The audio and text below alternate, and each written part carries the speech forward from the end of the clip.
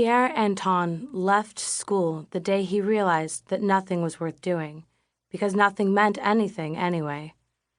The rest of us stayed on. And although the teachers had a job on their hands tidying up after Pierre Anton in the classroom, as well as in our heads, part of Pierre Anton remained stuck inside of us. Maybe that was why it all turned out the way it did. It was the second week of August. The sun was heavy, making us slow and irritable. The tarmac caught on the soles of our sneakers, and apples and pears were just ripe enough to lie snugly in the hand. The perfect missiles. We looked neither left nor right. It was the first day of school after summer vacation. The classroom smelled of detergent and weeks of emptiness. The windows reflected clear and bright, and the blackboard was yet to be blanketed with chalk dust.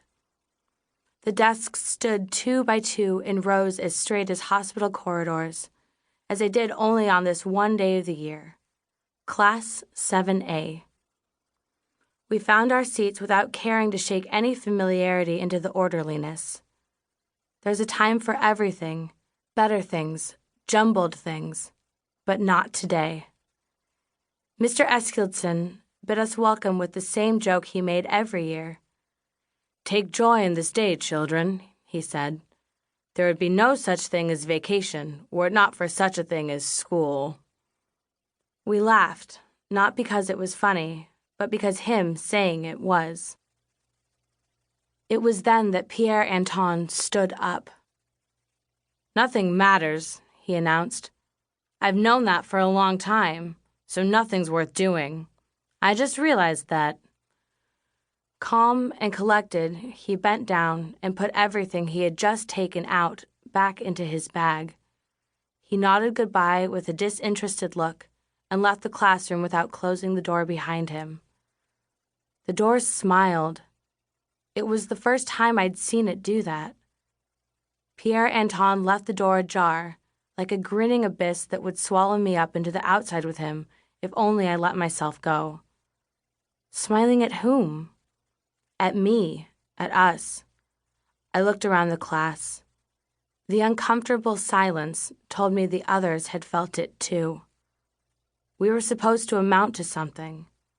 Something was the same as someone, and even if nobody ever said so out loud, it was hardly left unspoken either.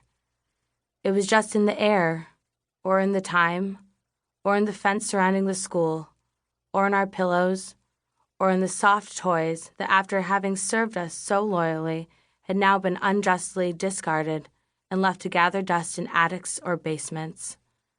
I hadn't known. Pierre Anton's smiling door told me. I still didn't know with my mind, but all the same I knew. All of a sudden I was scared. Scared of Pierre Anton. Scared, more scared, most scared. We lived in Tering, an outpost to a fair-sized provincial town. Not swank, but almost. We'd often be reminded of the fact. Nobody ever said so out loud, yet it was hardly left unspoken either. Neat, yellow-washed, brick homes and red bungalows with gardens running all the way round. New gray-brown rows with gardens out front, and then the apartment houses, home to those we never played with. There were some old timber-framed cottages, too, and farms that were no longer farms, the land developed into town, and a few rather more imposing whitewashed residences for those who were more almost swank than the rest of us. Tering School was situated on the corner of 2 streets. All of us, except Elisa, lived down the one called Teringvej. Sometimes Elisa would go the long way around just to walk to school with the rest of us, at least until Pierre Anton left. Pierre Anton lived with his father and the rest of the commune in an old farmhouse at Teringvej number 25. Pierre Anton's father and the commune were all hippies who were still stuck in 68. That was what our parents said, and even though we didn't really know what it meant, we said it too.